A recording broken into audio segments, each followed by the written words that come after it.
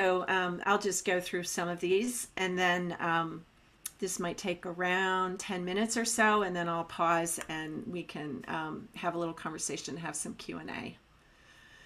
So product design.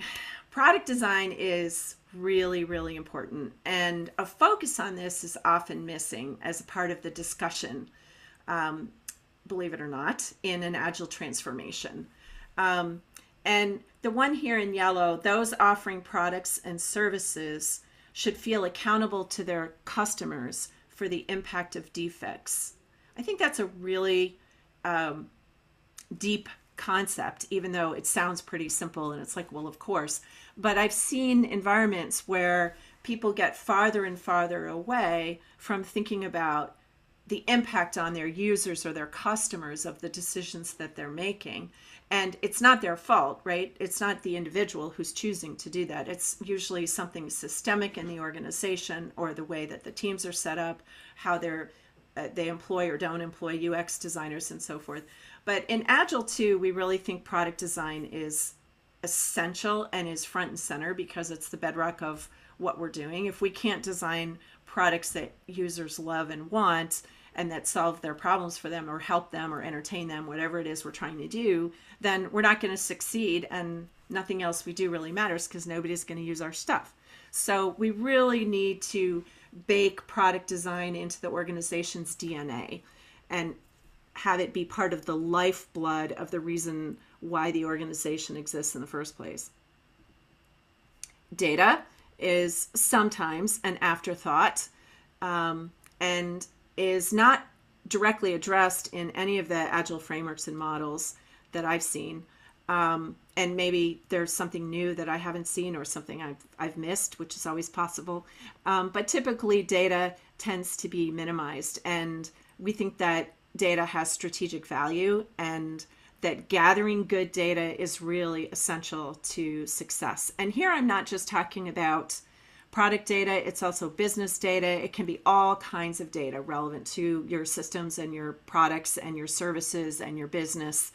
And having that data be highly visible, so that that's what we mean when we say the organization's information model, like how you display it in dashboards, how you share it, how you use it to make decisions. That's all really vitally important to an organization's success.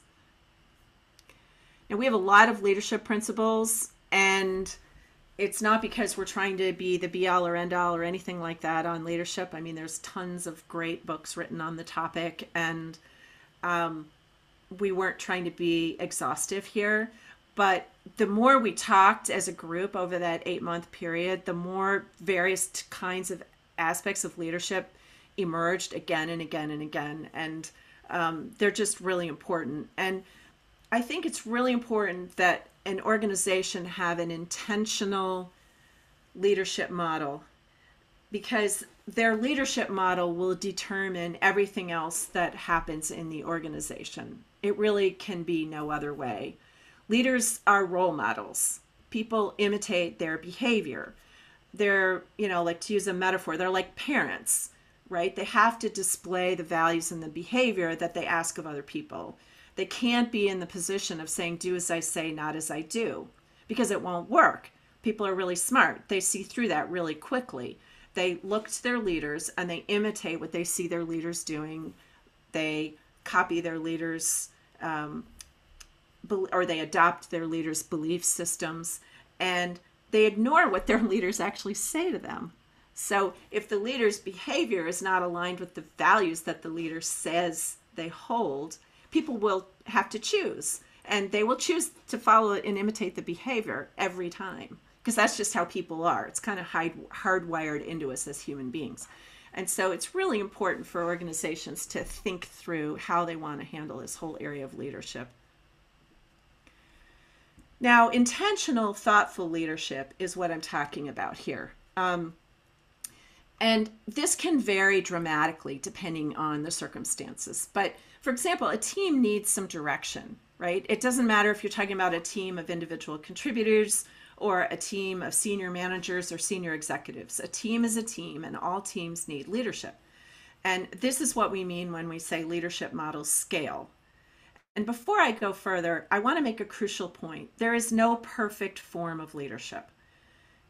Every organization actually needs many different kinds of leadership and different types of leadership.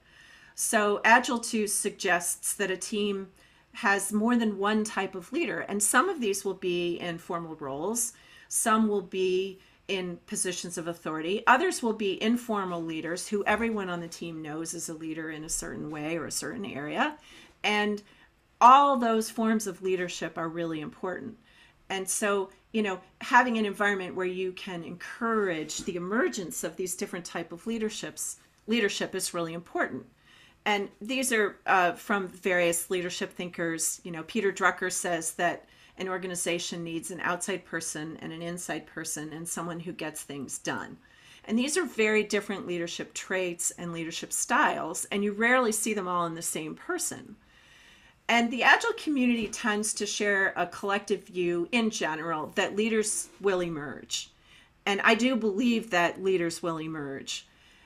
The question is, do those leaders have the necessary and needed skills and leadership qualities at that moment? And the evidence from leadership research shows that yes, leaders do emerge, but they may not be the ones that you need. They might not have the right traits. They might be a little too commanding. They might be a little too arrogant. They might be, whatever, a lot of things. And so in Agile 2, we support the idea of intentional leadership, which is thinking through these things. When the right type of leadership emerges, support it, celebrate it, foster it, encourage it, because that's what's needed for the group and the organization to be successful. And make sure that all teams have the different types of leadership that they need at different points in time, which is not going to be static, right? Even if you have the same group of people working together over a period of time, they're not going to have the same leadership needs all the time.